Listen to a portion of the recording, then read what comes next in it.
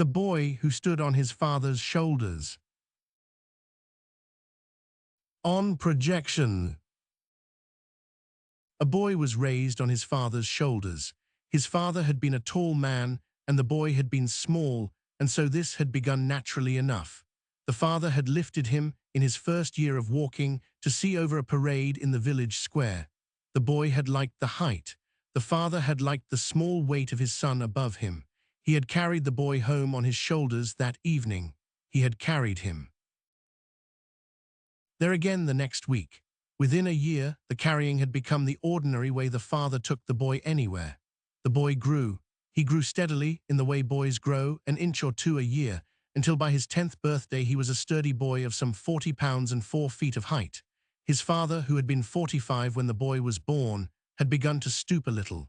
The stoop was not entirely from the carrying. Men of 45 stoop for many reasons, but the carrying had not helped.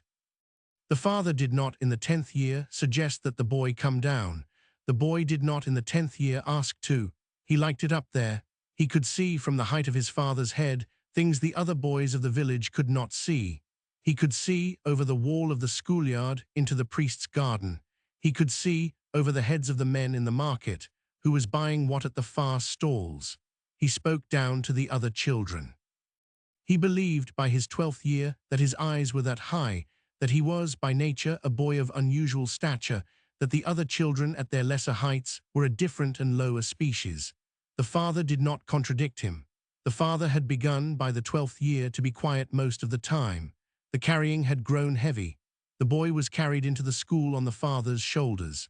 The schoolmaster, who had thought the arrangement strange at first, accepted it. The boy sat at his desk on his father's shoulders, the father kneeling beneath him, and the boy did his lessons from above. The father waited. The father had no school of his own to attend, his own schooling having ended at the age of 9. The boy was carried, in his 18th year, to his own wedding. The bride had been a kind girl. She had not, in their courtship, met the father. She had only met the boy, who had courted her with letters, and at public dances at which he had stood on his father's shoulders against a wall. She had thought charmingly that he was simply unusually tall. On the day of the wedding she discovered, for the first time, the arrangement. She did not, in the church, refuse the marriage. But she stood beside the father and the boy at the altar with a difficult expression. The father knelt for the vows.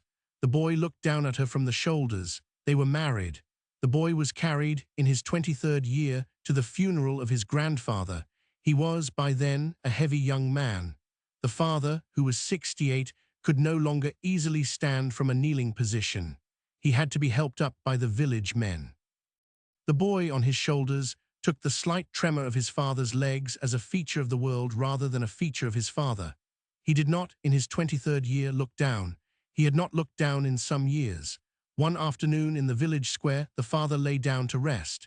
He did this without warning. He had been standing in the square, the boy on his shoulders, waiting for the bride to come back from the bakery. He had been standing for a long time. The bride had been delayed. The father suddenly knelt. Then he lay down full length on the cobbles. He did not get up. The boy was suddenly 4 feet shorter. He landed on his feet beside his father, who was breathing but did not look like he intended at that moment to rise. The boy stood in the village square, his own height for the first time in 23 years, and he looked around. "The houses have shrunk," cried the boy. "The market has shrunk, the trees have shrunk. What has happened to the world?" The village square was empty, except for a grey cat sitting on a low wall. The cat looked at him with patient eyes. "The world is the same height it always was," said the cat. "You have been wearing your father's eyes. Now your father is on the ground. You are at the height you have always been. The world has not shrunk. You have arrived in it." "But everything looks smaller," wept the boy. "Everything looks the right size," said the cat. "You have been looking down on the world for so long that the right size feels like shrinking. The houses are the size of houses. The trees are the size of trees. The men in the market are men, not the small creatures you have been calling them. Your wife is a woman, not a small bride. Your father, lying on the ground, is a man of 68 whose back has been crushed for 20 years by his son. He has lain down because he cannot any longer stand up. Sit a while, it will pass, or it will not pass, and you will spend your life trying to climb back onto your father's shoulders. He is sleeping. He will not lift you again. He has lifted you for the last time. The world is the right size now. The world has been waiting for you to come down. The boy stood in the square, looking at his own feet on the cobbles for the first time. The cat watched. The father slept. He did not climb back. He could not. The father, when he had recovered enough to stand, could no longer stoop. The spine had set. The boy could not have been carried even had he wished. He learned, in the years that followed, to walk at his own height. He learned to look the other men of the village in the eye, neither above nor below. He learned in time to look his bride in the eye. The father lived another 12 years, bent, slow, but unburdened. He died in his sleep at 80. The boy, by then a man of 35, carried his father's coffin on his own shoulders to the grave. It was the first time he had ever carried his father. The coffin was lighter than he had imagined. He understood, walking to the grave, that he had been carried for 23 years by a man who had also, all along, been carrying him in some other way that did not weigh, but that had cost. He did not, in his own old age, allow his own son to be carried on his shoulders. His son walked. His son walked from the second year at his own height. His son saw when he was small, the small things small. He saw when he was tall, the tall things tall. The son became, in time, a man of his own stature. He did not stoop in old age.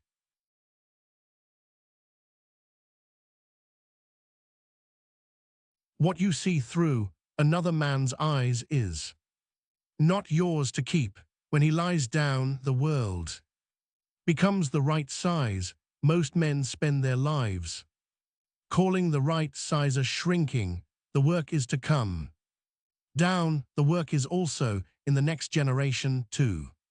Make sure the son walks. The carrying costs both. The walking costs neither. I lie. Deeper tales of the daylight self.